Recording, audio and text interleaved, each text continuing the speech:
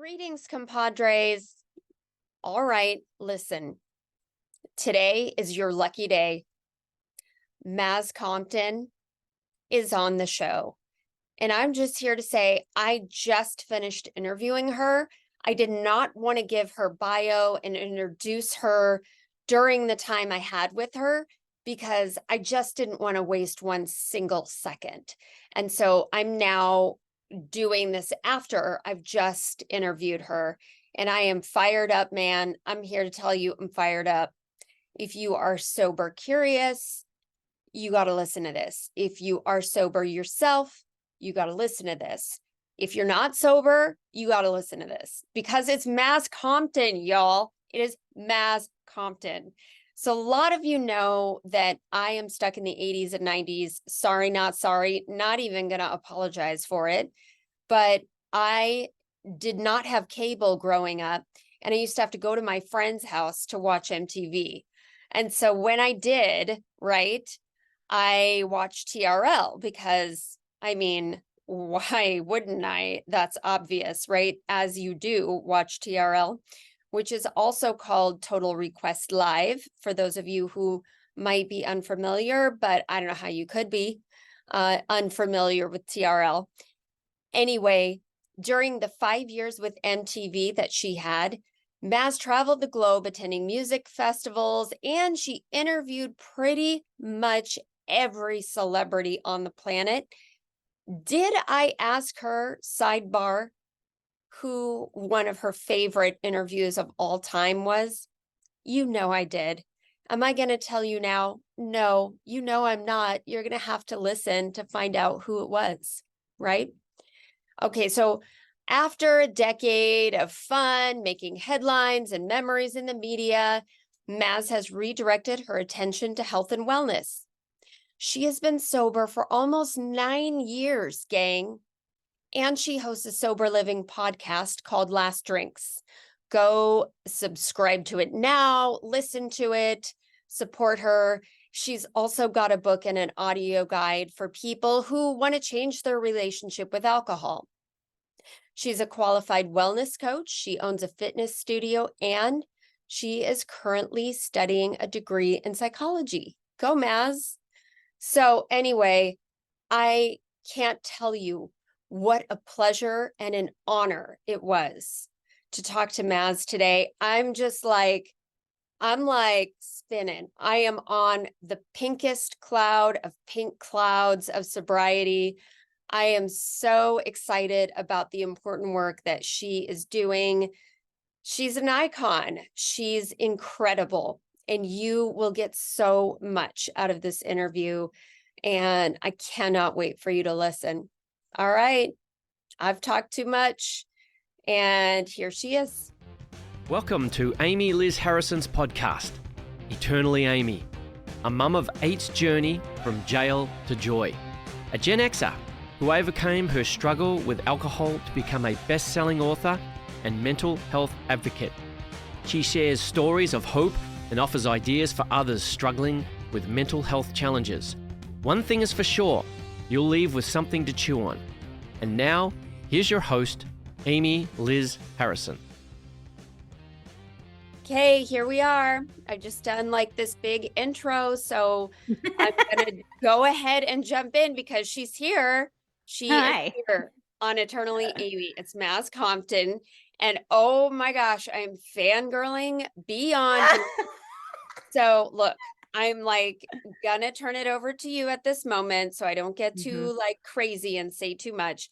And I'm just gonna let you share, Maz, however much or however little you'd like to share about your relationship with alcohol and your journey to sobriety. Oh, thank you, Amy. Thank you so much for this opportunity. I think it's so important to share our stories. And, when I first decided to stop drinking, I didn't go, I'm never drinking again. Like, I didn't have that really hardcore approach to it. So that's why I think my story is really relatable to people because there was no rock bottom as such. And when I say rock bottom, like there was no leaving Las Vegas, chaotic carry on where I'd lost my job and my house and I had no shoes. Like I had a great apartment and tons of shoes, right? But I realized that I was doing something that was not great for me on a regular basis, and then going, I don't want to do that thing anymore. But then by that afternoon, I was doing that thing. And I'm talking about drinking. And whether it was with my friends or by myself, or because I was out, or because I was going out, or because I had been out, I always managed to find a reason to drink alcohol. And it always 100% of the time left me feeling really bad.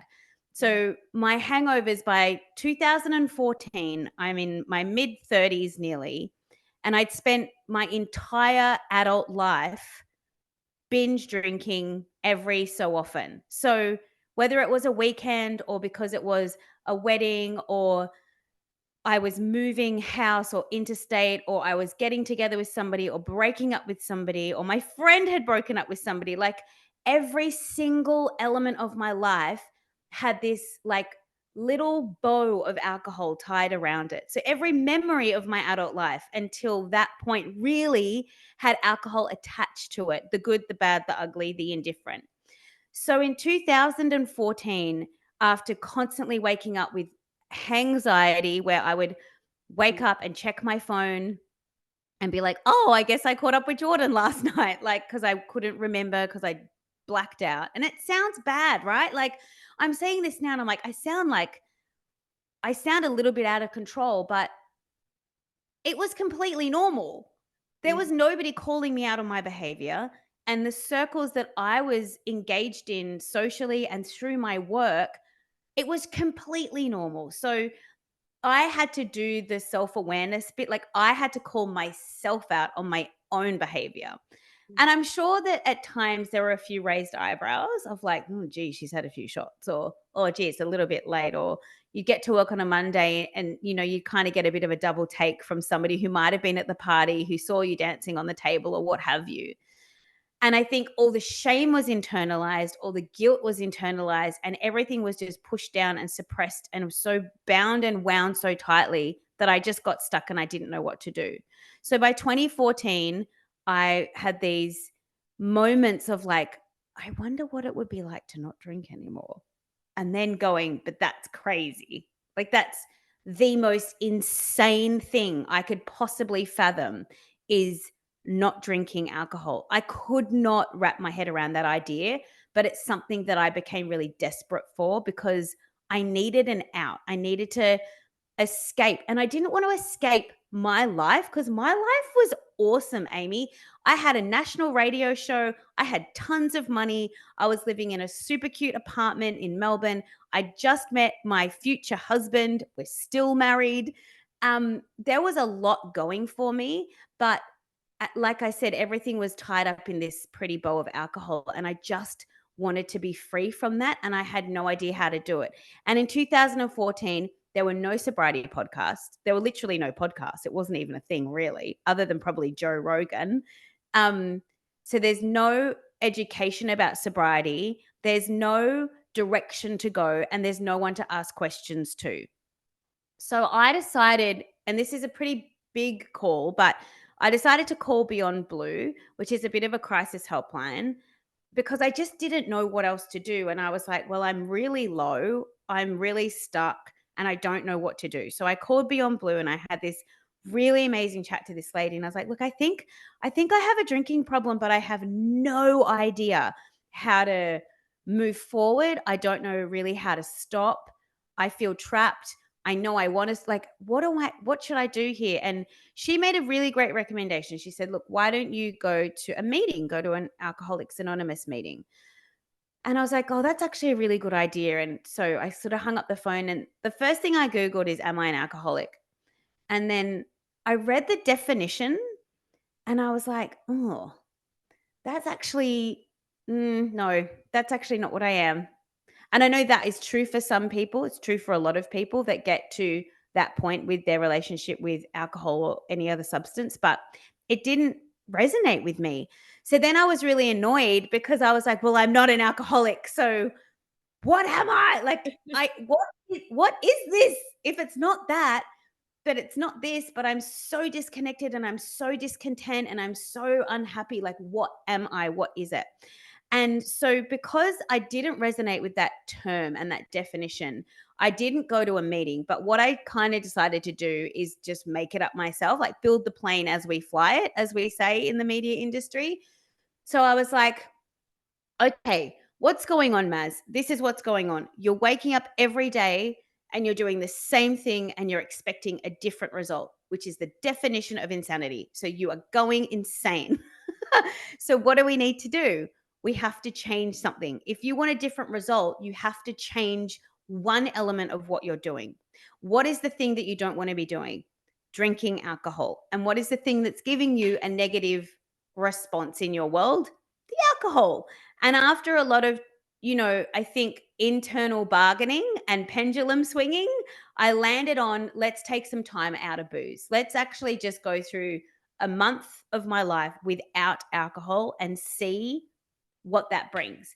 Now, I had done like a month off here and a month off there and a dry July here and a dry July there to prove to myself that I didn't have a drinking problem leading up to this point, I think. But the difference about this time was I set an intention of discovering what life would be like without alcohol. And I think that that was the key difference. Mm. So on the 31st of December 2014, I gave it a really good nudge.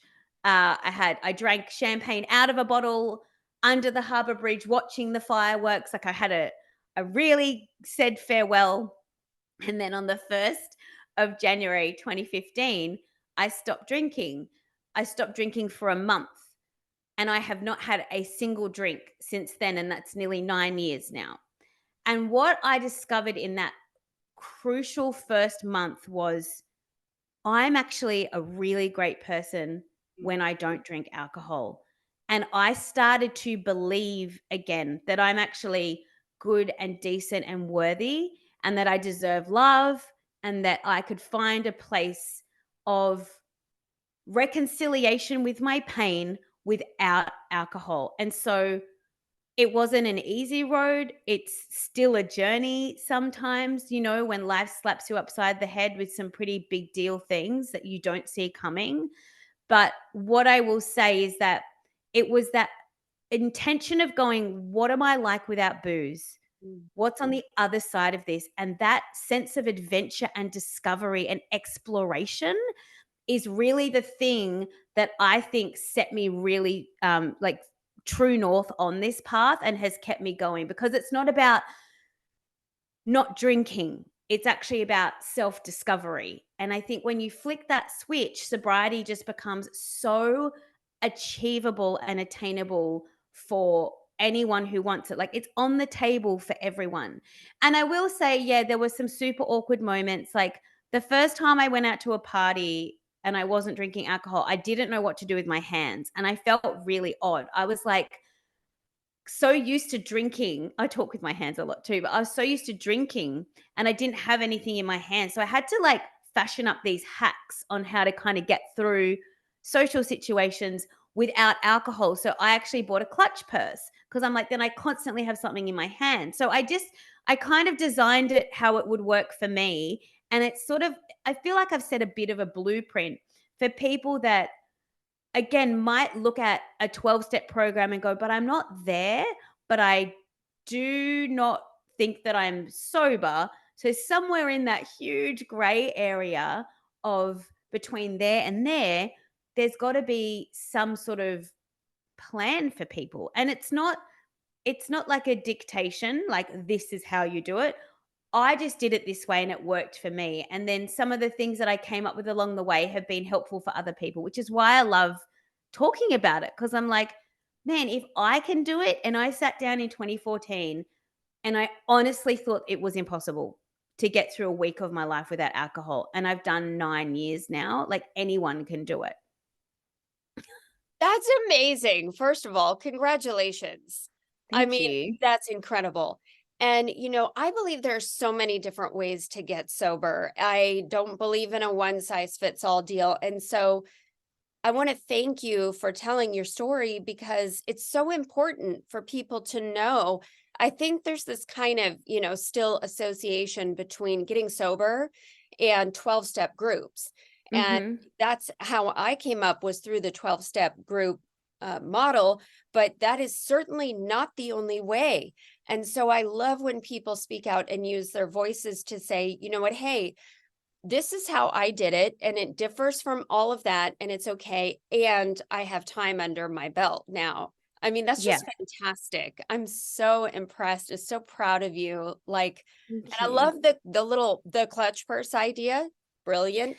Genius. Yeah, I think that as I stepped it out, like it was an experiment, right? And I came at it with the attitude of like, how am I going to navigate this? Like, how are we doing this? So it became less about not drinking and the pressure of not drinking and more about like, how am I going to like weasel my way through this party or get through the first wedding or what have you? And I came up over time. I just developed this muscle of like, really how to exist and have a great time. Like what I didn't do is sit in the corner and feel sorry for myself and or not go to the party. I mean, there's plenty that I haven't been to, don't get me wrong. One of the things that I learned in sobriety definitely early on was like no is a completely okay response. Mm, And I as a PhD in people pleasing would never say no. I would always have to be at the party because the party just wasn't going to be the best if there wasn't any Maz dust being sprinkled on the dance floor. But right? I've learned to let that go and really decide like, if you don't want to go, then just don't go and that's okay. And then if you do want to go, show up and have a great time. So another thing, this might be helpful for some of your listeners that I again kind of fashioned up early on is at first if I was out, somebody would usually if you're at a bar or a party, someone will say, "Do you want a drink?" It's pretty normal occurrence. And so somebody would say, "Do you want a drink?" And my response would be, "Oh, no, I'm really sorry. I'm not drinking at the moment." And Mhm. so essentially was apologizing to somebody for my empowered choice to not drink Right. alcohol, right? And so I, at some point along the way, had this penny drop where I was like, well, no, I'm not sorry. No, I'm actually not sorry. I'm so insanely proud to say I'm not drinking. So I stopped apologizing for my choices and it kind of like amped it up a level of, or like I doubled down a bit on how like just gung ho I was about really sticking to my guns and not drinking. So instead of apologizing and feeling like, oh my God, I'm so sorry, I'm letting down the team because I'm not having any booze right now, I was just like, I'll have a water. Mhm. And just like, I would just then stop talking as well. Because another thing I used to do early on, as you can tell, Amy, I love talking, but I would over explain to the point where it was almost uncomfortable for other people. So, Right there. "Hey, Maz, do you wanna drink?" "Oh, no, sorry, I'm not drinking at the moment." Look, okay, I'll be really honest with you. It's not like I actually had a problem, but, like, I did not have a problem. I wasn't sober, but I wasn't alcoholic. And then I Googled it, and then I spoke to Sandra at Beyond Blue, and she said to go to AA, but I didn't wanna go to AA, so now I'm just taking a month like, it was just and people were sort of like, "I didn't ask," you know? So another thing I learned to do is I just reined it all in, and I just kinda gave myself, like, a one-sentence response. So if Mm, somebody said like, "Oh, so why aren't you drinking?" I'd be like, "Oh, I've just decided to have a month off for health reasons." And then mhm. I'd stop talking and then there'd be this really uncomfortable silence. And then the other person would usually just be like, "Oh, cool. I love your jacket. Is it new?" And it would just like, it would just move on quite naturally. And I was so fine to just sit in that awkwardness for a minute. I'm like, well, this is awkward. Right. And we're just staring at each other. So there's a few again, like that only happened through trial and error, like getting into these situations and really like stepping it out and choosing to have that attitude of this is an experiment. How are we navigating it? How are we going to get our head on the pillow today without getting a drink into our system? I love that so much. There is such power in those little like taglines, a one sentence answer that Mm. I love that you brought that up. I even tell my kids that in, other situations, like when you're a senior in high school and everybody's like, what are you going to do next year? And you just get Oh, sick of the question, totally. right? Yeah. You just think of like something. So we've talked about a few different things to say, like, I don't know, I'm considering lots of options, or just something that just kind of Yeah. answers it, but they don't have to expand on it. And so I love that because that's so helpful. And I feel like, you honored yourself in those moments where you were able to just go, yeah, you know what? I don't need to explain to you why I'm not drinking and Yeah. apologize. And yeah, it's a Totally. funny thing we do. Yeah, it's this whole idea that I'm kind of look, I'm still learning. I'm learning. It's this sobriety is a progressive revelation. I'm not like it's not like I figured it all out in 3 months and then wrote the handbook. Like I'm still learning stuff, and one thing that's really been circling for me this year is giving myself permission. Mm, It's like I gave myself permission to not drink alcohol. I give myself permission to show up and be present and be whole. I'm giving myself permission for good things. mm, And again, as someone who grew up as a people pleaser, always doing stuff for other people, I would barely get even on the bottom of the list. And now I'm very close to the top of the list because if I'm not looking after myself, everything in my world will fall apart. And that's not because there's pressure, that's because that's life. Like right. I work full time and I'm a mom and my husband works and he's a rugby coach and we have a full amazing life, but there's a lot going on. I don't have time to drink, to be honest. But Totally. I also have created a life that I don't want to escape. I created a life that I love so hard that I want to see every second of it through a clear head and through clear eyes and with a really sound mind so that I can remember what my life is really and truly every day as much as I can. So I think the self permission thing is huge. We write ourselves off, we put ourselves last, we deny ourselves access to tools to help deal with pain. So then we slip into drinking, which is something that only in hindsight I can really share about. But I think at the end of the day, I was drinking because I was in pain and I didn't know what to do with it. And no one ever taught me how to deal with it. So I was like, well, this numbs me. This substance makes me feel like a superhero socially. It gives me validation that I wouldn't normally get. So I'll just go down that road. And it was all subconsciously that I did it. And Mm, then it until it wasn't working for me, and then I was like, "Huh, now we need to do something else because this isn't working anymore." mhm. When the escape stops working, it's very jarring. It's sort of like now I don't know what to do or who I am. And I love that you mentioned when you started sharing, the concept of self-discovery and who am I really? And Mm, I getting to find that out and getting to discover, no, I'm not really actually I'm a good person and mhm, I have all these amazing gifts. And I mean, I think that's fantastic. We don't give ourselves credit sometimes for that. It's just so much focus on, oh, well, don't drink or whatever. But when it allows us to be the best version of ourselves, you've mhm. clearly found that. And it's just amazing to hear. So I'm curious to know, what is your favorite thing about attending events now where there's lots of booze and like for me, Yeah. and you kind of touched on this, it's like remembering things, being able to recall them the next day. Mhm.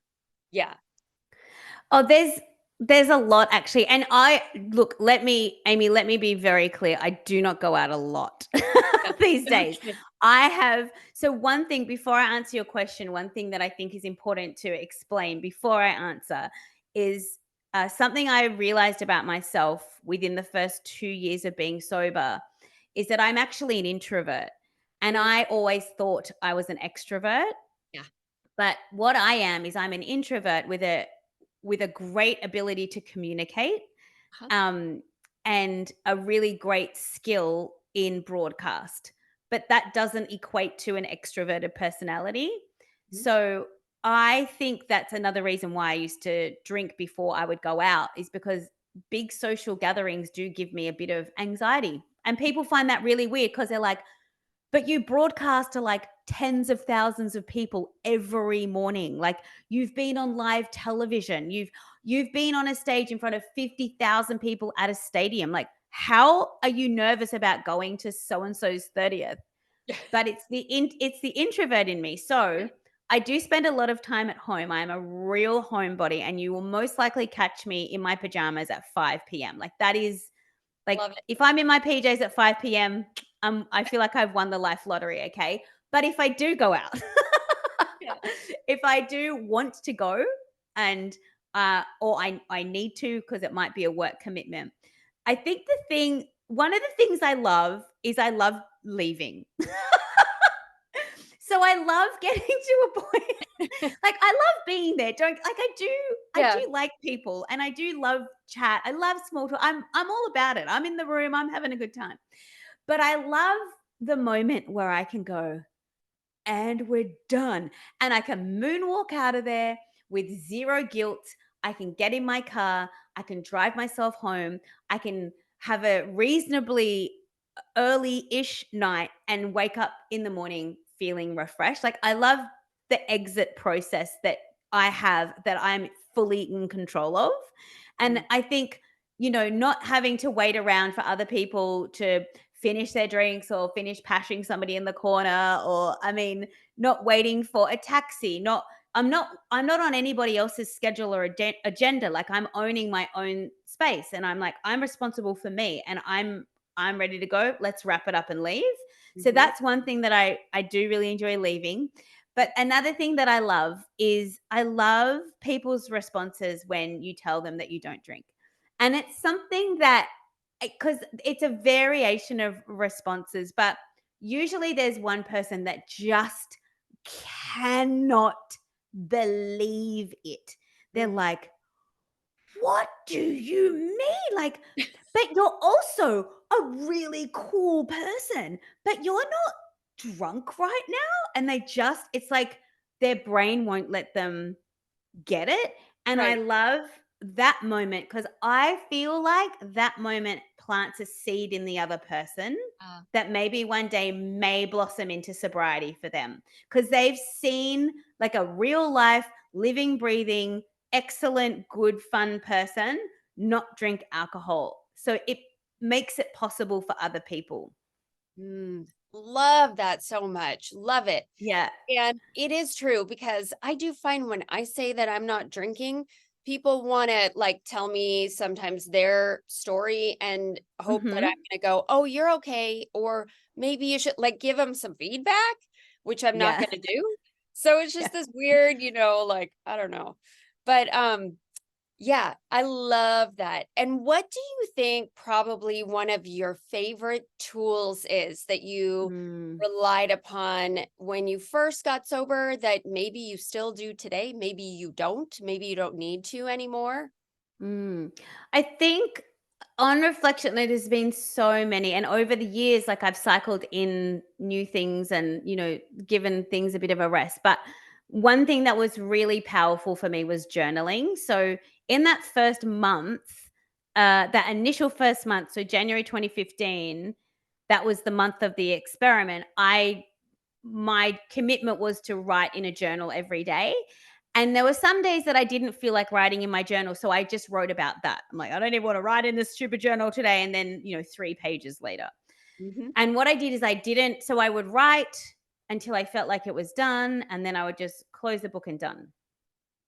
And then that was that. And then about 6 months into my sobriety, which, remember, I never said I'm never drinking again. It was initially just like a month off.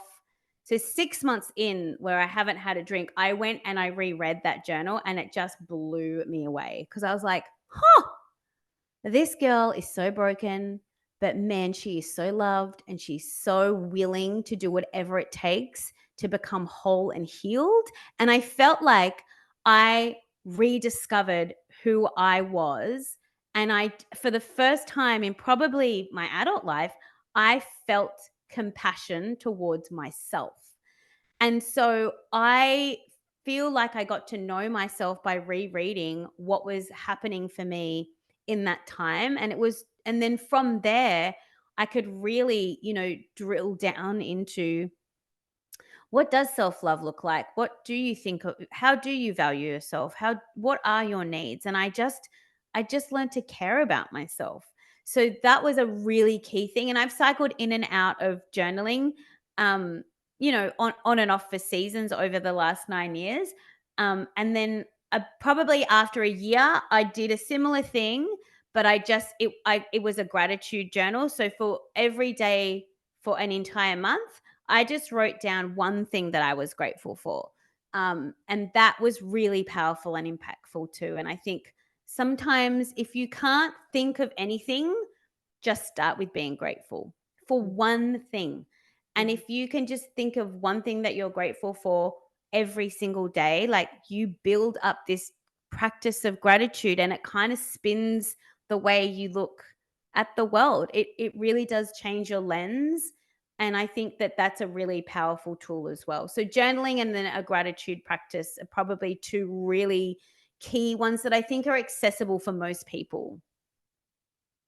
That is so lovely to pick one thing. Because I think Yeah, sometimes we get overwhelmed by, like, oh, here's this gratitude practice that we can do. And, it's 10 steps to being more grateful. And, you got to totally. write these big things all the time. So I love it. Just sounds to me like you kept it simple. You just, Simple. yeah. And I love that. That's just so, it's so key when you first get sober, right? Because it's like, wait a minute, this is overwhelming and there's a lot going on in my head. And so Mm, I love that you just were like, okay, one thing. one Oh, thing.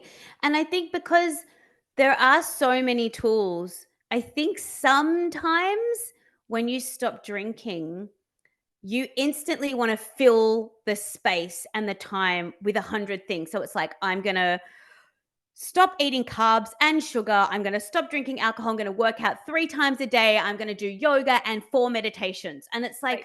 like, you're insane. Like no one, you are setting yourself up for a fail. And Yeah. so I wanted to set myself up for a win. And so I knew if I was going to win, it had to just be one thing. It's like take alcohol out, add in journal practice. It's simple maths. Take one Mhm. thing out, add one thing in, and then you'll probably achieve it. It's absolutely working for you. You can hear it in your voice, see it in your face, and Thanks. you just glow. And Thank you. I'm honored that you would share your story with us.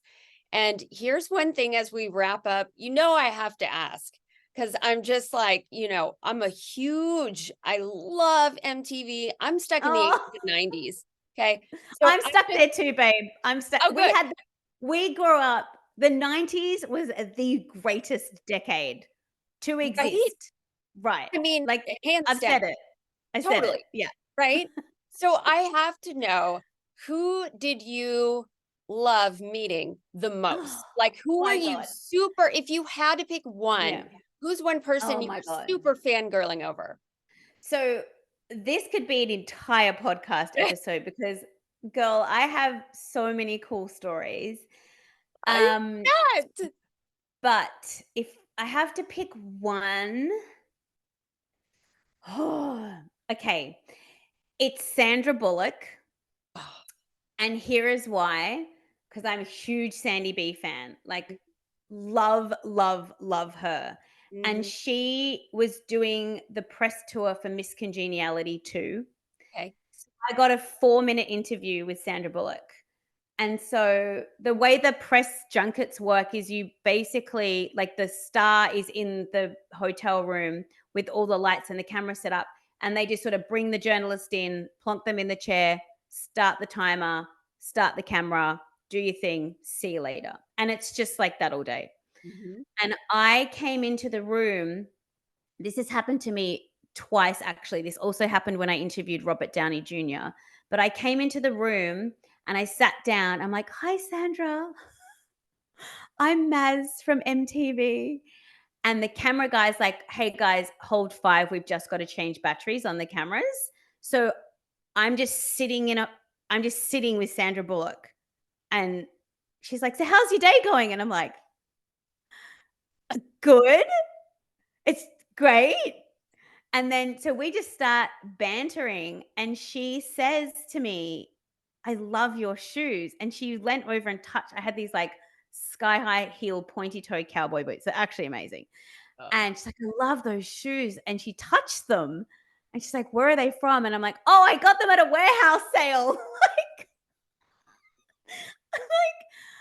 and I just I'm like, "It's called DFO. It's in Homebush. If you've got time, you should go shopping there." I'm like telling Sandra Bullock to literally go to like a 70% off warehouse factory to buy shoes. Anyway, I so love it. internally dying, Right. externally putting on a really, great professional face. And then as we'd sort of had a bit of a chuckle about that, the camera guy was like, "Okay, Maz, like you're on in 5." And then boom, we did the interview and that. And just, yeah, I just loved it. And we had a lingering hug at the end. I was just like, "Oh, this is a pinch me. This is a pinch me. I'm never going to get this time ever again. Like, take it all in, suck it all in." So yeah, she was just like, she looked like a doll in real. She's just the most perfect. She's just perfect. She's perfection. Well, she is, and so are you, because I Oh, love thank that was you. the perfect wrap up too, because you know, it shows connection, right? Like when Yeah. we connect and our soul sees another soul, it doesn't matter, if we're sharing about Mhm. the shoes that obviously somebody can afford to, go get the brand new version Oh my of, but the god. shoes from the warehouse and like that's a connection point. And as humans, Mm. that's what we want. That's what I was looking for in the bottle anyway, is Mhm. is connection with other people. And so I love that that was one of your favorite fangirl moments too. And Yeah. PS, love 28 Days. I mean, that was one of the movies that, I Yeah, watched over when I got sober. So 100%. love Yeah. Sandra. Yeah. So great. Maz, thank you so much for coming on. I wish you all the best. I Mhm. have a feeling in my heart right now that I can't describe. You are beautiful. You have such a strong sense of self and who you are. And you will just continue to impact the world for good. And so thanks for coming on and sharing your Oh, story today. thank you. Thank you so much. You're so, so wonderful. Thanks. Thanks. Oh, wow. Okay. You're so beautiful. I wanna hug You're you. so nice. Oh my gosh. Thank you so much. Oh my That's so god. kind. That was wonderful. Loved Oh it. my And gosh. I'll Great. just we'll do the switcheroo and Let's do a switch. My all right. turn. And you guys you'll be able to send me my Yep, bits. Oh, we will. amazing. Uh-huh. You're amazing. Yes, Mm. coffee break. What are you drinking today? I've got those little they're packets of electrolytes and it's called LM. Oh, yes. Yeah. Yeah. So I just dump Good. that in my water and I keep drinking it all day because Mhm, otherwise I mhm. forget to hydrate. I know. I've got a coffee and then I've got a water. I'm Yeah, switching. very good. Um, P.S. Real quick, I have to tell you, my husband is from Melbourne. And oh, so, stop. yeah, yeah. So Oh, cool. yeah, I know. And I was looking at your name and I was like, I'm not going to ask her. But I was thinking, I wonder if it's longer for something. Because, of course, he has a brother named Daniel, but everyone calls him Daz. He's got a friend, Oh. Larry. Everybody calls him La Laz. oh, Like, yeah, yeah. No, so yeah. that's funny. So my real name's Maria, Okay. which is I don't even know, like, I'm not Italian or Greek, so I don't know where Maria came from, Yeah. but my maternal grandmother was Mary, so I think it's a bit of a throwback to Okay. her. Yeah. And I just got coined Maz at school. It just Love was it. I just became Maz, and then There it's it is. the only person that calls me Maria is my mum, but she calls me Ria, which is what my brother used to call me when he was tiny because he couldn't say my name. So cute. So cute. Yeah. So Maz. that's the Maz story. Yeah. Yeah. I love it. Um, okay, well, I'll do the same thing. I do a preamble where I sort of talk about my thought of the day, and then I'll do like a bit of an intro to who you are and what you do. And then I will just start by asking you to tell me about your last drink. That's how I start every podcast. Love it. Um, and then we'll just go from there. Sounds good. Okay. I want to call you eternally Amy all the time, but I know that that's not your birth name. It's just Amy, but not Amy. just But Amy. yeah, It's yeah, Amy. yeah. Amy, can you tell me about your last drink? Yes, I certainly can, Maz. My last drink was on an airplane, and I was heading back to rehab, and I had just exited jail a few hours prior to my last drink. My husband put me on the plane. I had no credit cards, no nothing. And it was April 22nd, 2011, because I considered the 23rd my sobriety date. And so I had Mhm. to bum from the guy next to me on the plane. I had to bum sort of 2 Chardonnays from him.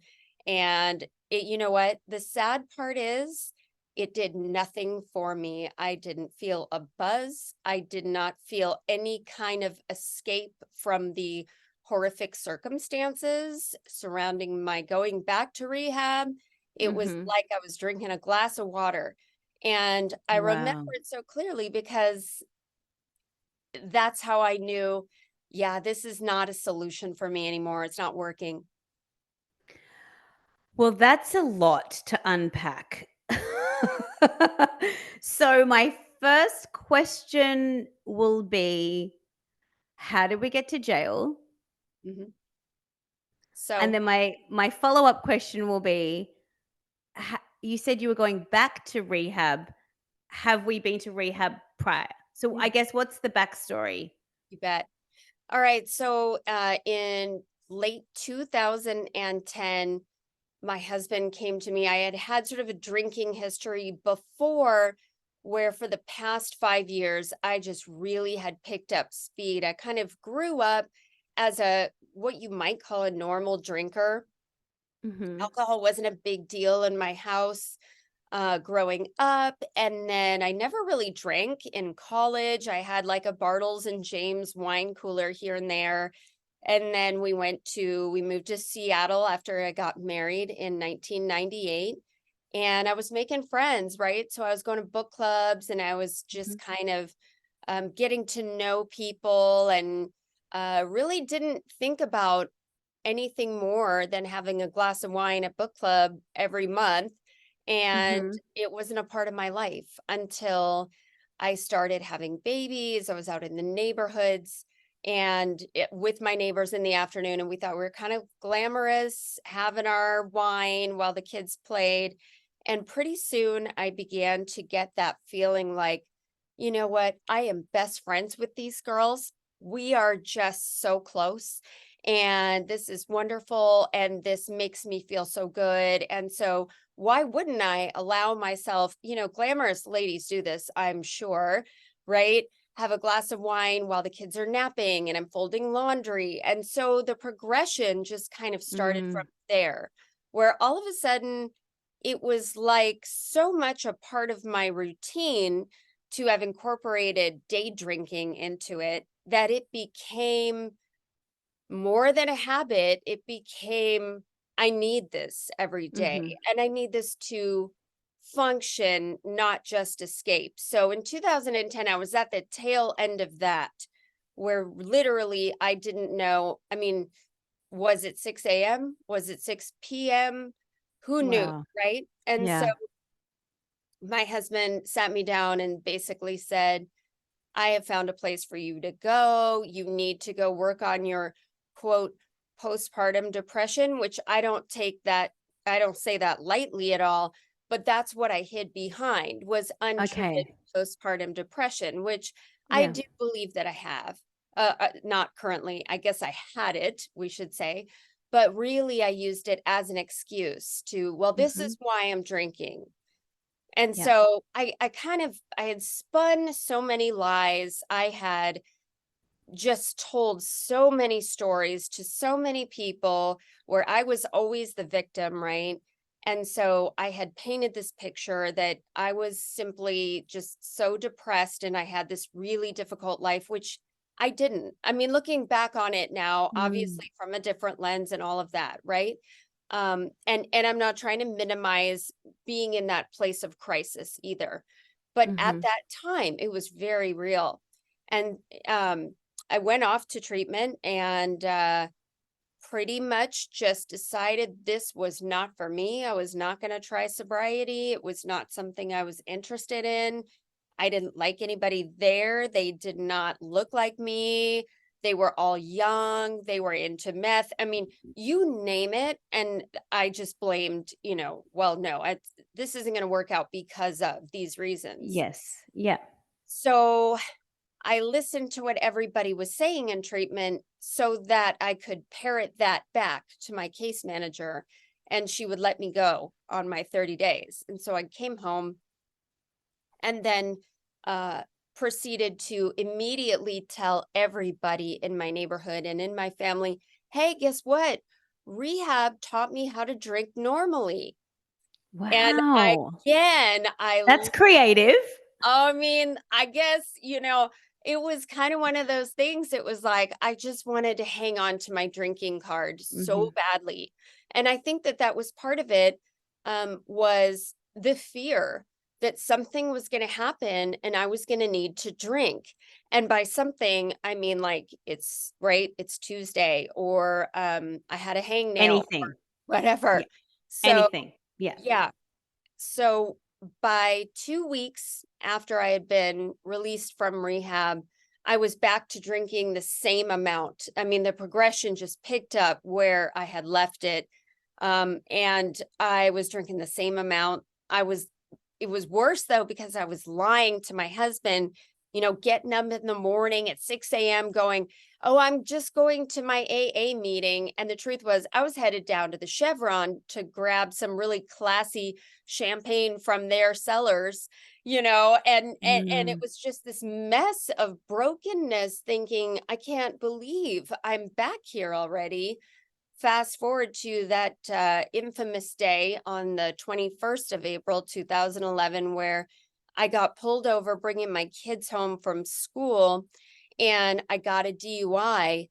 And I'm not sure what they call it in Australia, but it's the same, driving while intoxicated, whatever. And I went to jail overnight because I had a friend inform me that it was not a good idea to take the breathalyzer. So of course I followed that wise advice that somebody had given me. I'm like, what the heck? It led to a series of problems that I did not do that.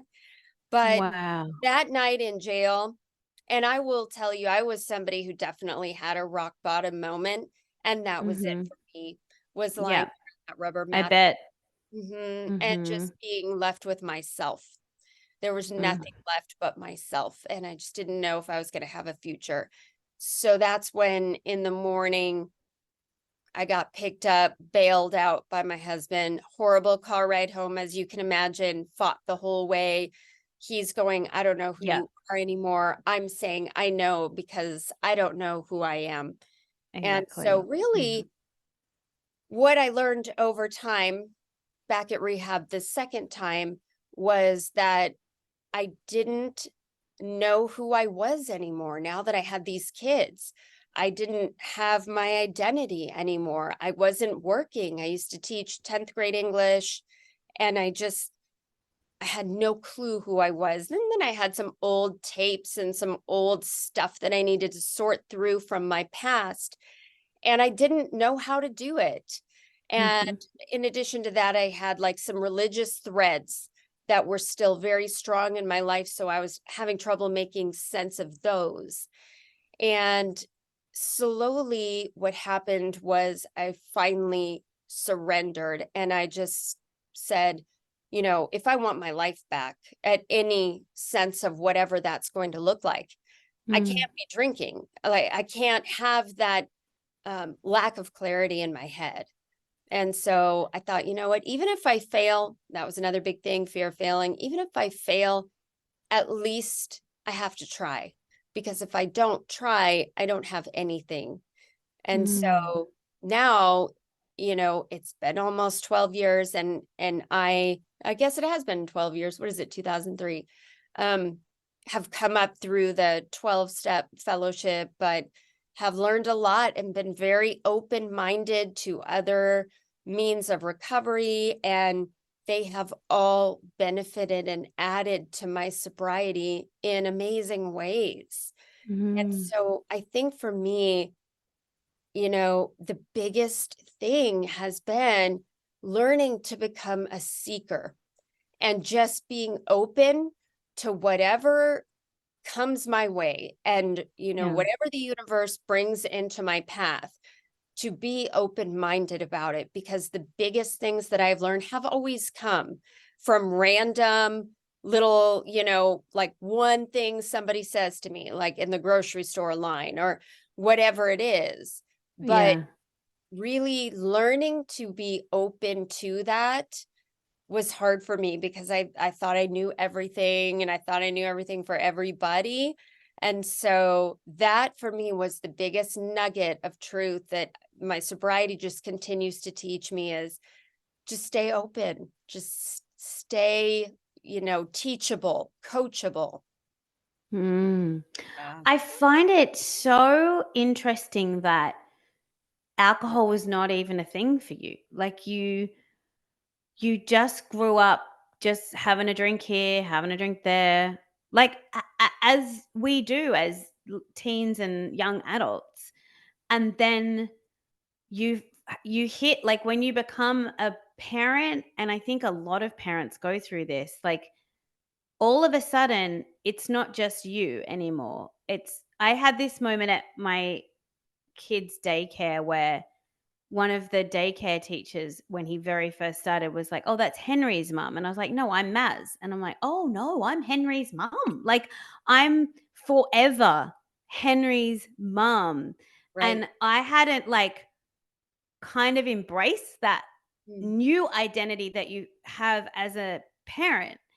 And so you've got this mix of this neighborhood and these friends and like, painting this picture of life, this internal disconnect and confusion of like, who am I as a mother and what am I even doing? And I'm folding the washing and I'm having wine because it's all too hard to talk about. And alcohol is this thief that it just steals your minutes and your mind. And before you know it, you are in the throes of addiction. You're in this place where you can't function without alcohol. And it sounds like it kind of snuck up on you. Like Yes. you were just going about your business, trying to manage some really big mental health stuff without proper tools. You just self-medicate, and then all of a sudden it's just like, hey, sweetheart, like we're sending you over here to go and fix this. But Mhm. because you didn't go to rehab for you the first time round, it sounds like Right. your strategy in there was like, let's just get out of here as best we can. And that, you've been wearing that mask in the neighborhood for so long. I'm sure you just wore one in there, right? We become masters at it. We become so good at just convincing ourselves of what we want. Like when we are not ready to do something, we won't allow ourselves to do it. And if that involves getting sober, we double down. So Right. it's just again, like you go to rehab and then you come out and you're right back where you were. But I feel like some people do need to have that line. I call it more of a line in the sand, like that night Right. in jail. You probably sat with yourself Yep. without any alcohol within reach to Yep. numb or to self-medicate or to self-soothe all that pain. And I'm sure guilt, disappointment, like all of the atlas of the heart of emotions. Right. But you have your line in the sand moment because you were there with just you, and maybe the prospect of, hey, I could lose my family, I could lose my kids. Mhm. Like this is not gonna go in a great direction from this if I don't, Mhm. put on my big girl pants and do something about it. And I think that is the thing, like, that I think a lot of people can relate to, and it may not be a jail cell, but Mhm. it may internally feel like one, right? We can build walls so high around ourselves, no one can get in. And we're the only ones that can take those walls down. And for you, it was a physical prison cell that you Yes. had that line in the sand moment. But I think for a lot of people, it's the same, it's a great metaphor for how we can try to protect ourselves or avoid pain. And then at the end of the day, the pain is there to be felt because Mhm. that's how we become resilient and that's how we overcome. And that's part of the human experience. And it sucks. It sucks. Pain is so hard. Mental health struggles are so hard, but there are other tools and resources available. And it sounds like you very much have tapped into probably a few of those. So after you came out of rehab the second time, was there like a practice or a thing or something that you landed on that changed the game for you where you were like, this sobriety thing can stick now? Probably the fact that I had a shaman for a counselor in rehab, Wow. that was a game changer for me. That's cool. It was so cool, and that's where I think the initial seeds were planted to become a seeker, because with my religious background, like, that would have been a big fat no-no, right? Like, that Mhm. would have been like, "Oh, yeah, no, we don't do that." And he taught me such amazing skills and tactile things that I could do. And it really started getting me to look at things from a different perspective and just go, oh, wait a minute, maybe this isn't all that bad. And then it's like that old fable that they talk about, putting your hand on the elephant. Well, you're going to say that you feel a tail if you're by the backside, or you feel an ear, or if you're blindfolded and you're up by the front, and you're petting it, but it's still all the elephant. But for me, Mm. it's like, I had to totally let all of my past assurances go, and just free fall into the mystery of life, and become that seeker. Because if I didn't, I was just going to sit there with my own self. And you hit the nail on the head when you said the first time I was sent there to rehab, and I was like, that was not my choice, and therefore Mhm. my heart wasn't in it at all. Mm. In fact, I was just going to, figure out how to get the hell out. And so for me, it made all the difference when I was able to go, no, I need to try. I feel super Mm. awkward about this, but I still need to try, because as long as I'm on this planet, I want to have my kids here. I want to be with my husband. I believe that that stuff could get healed through therapy, which it did. And then we had 4 more kids together. So now I Oh, have 8. wow. I know, You it's have 8 children? I got 8. It's crazy town. It's a zoo, but it Hang is on a second. Wait a second. yeah, You have 8 children? yeah, I know. I So have weird. 1 and I'm exhausted. Yeah. No, I always tell people I feel like the biggest switch into motherhood was going from no kids to 1. So don't minimize what you're going through. Sorry. Yeah. I almost feel like I need to lie down on your behalf. That's blown my mind. Oh Wow. my gosh. Yeah. Yeah. It's wild. Yeah. But I had to decide for myself, right? And Yeah. yeah, so you hit it right on the head. I think that's, a really key term that I really like talking about is intention. And I say it with my story that when, in 2015, when I decided to stop drinking, I came at that month with a different intention. And in the past, it had been have a month off to kind of prove that you don't have a drinking problem. If you can have a month Mhm. off, it means you're okay. And then you go straight back to where you were, which is what happened for you too. So I think when I came at that month for me, January 2015, of an exploration of what life looks like without alcohol, it Yep. just gave me a whole different way to look at that month. And it didn't become then about not drinking, deprivation, and not having, where you can find yourself white knuckling and ruminating about, I'm not drinking, I can't have a drink.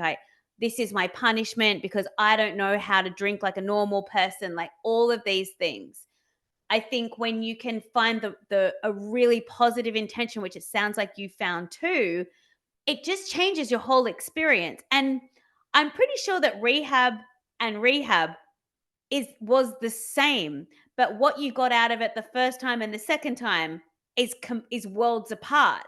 That's Yes. 100% on you, and a credit to you for going in there with an intention of finding something that was going to help you, achieve that life that you could see possible of having your kids, of having your future with your husband. Mhm. Mhm.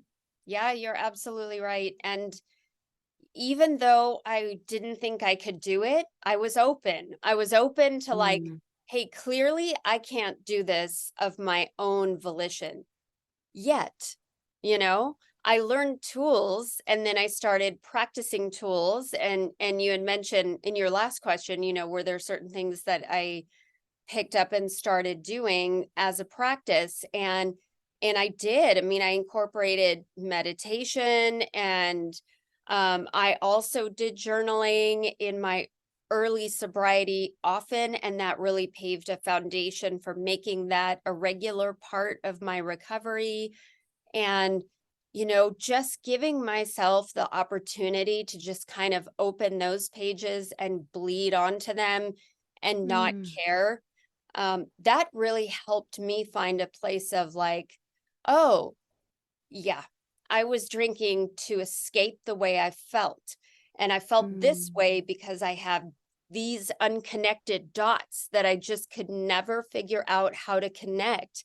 And then as it went on, and I was diagnosed with ADHD, which I didn't know I had. So then a lot of things made sense from my mhm, childhood, and just ways that my self-esteem had been affected back then. And then I carried those threads throughout my adult life until getting sober, and really taking a hard look in the mirror and just going, what are you afraid of? What is the root of mm. this? And I still do that today. When I Yeah. notice or feel a stirring kind of in my spirit, like, yeah, you're feeling insecure right now. What is that about?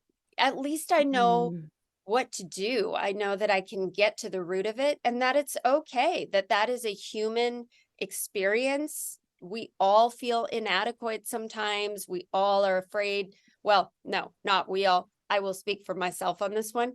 Afraid that mhm. somebody's going to go, oh, she actually has no idea what she's doing, which would be true half the time, because really I'm 100%. just trying to just be a learner, Yeah, and scoop up all of these pearls of, um, little ideas of things that have helped other people, yeah. being open to that, and being, willing to try, and all of that good stuff really changed me and changed the face of the person of who I was for the better. Mm.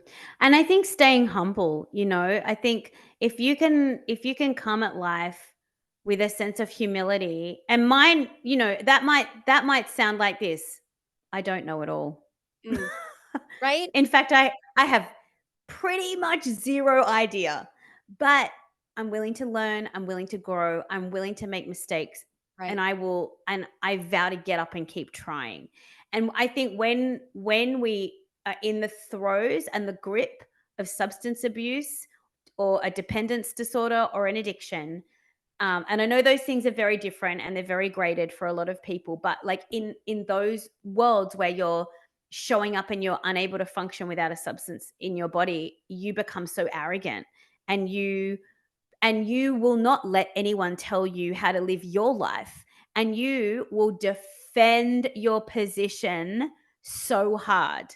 It's Hmm. not that bad. I'm not as drunk as that person, or at least I didn't do that, or at least I didn't go to jail. Well, you did, but like, Yeah. we defend to, again, protect, Yes. because when you're in defense mode, because you're so arrogant and you're doubling down because you don't want to be wrong, and it's not about right or wrong with this stuff. It's about great choices and the consequences of great choices.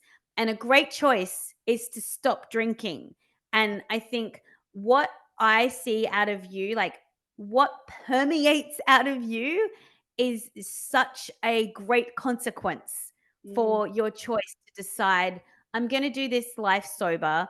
I'm going to have all of the kids and the life with my husband that I want, and I'm going to be present and sit in it. And I love the idea that you're like, stay teachable, stay coachable, stay humble, because that's how we actually grow into the best versions of ourselves. So I think you're fantastic, and I am really grateful for your story. I know it's going to land on a lot of people.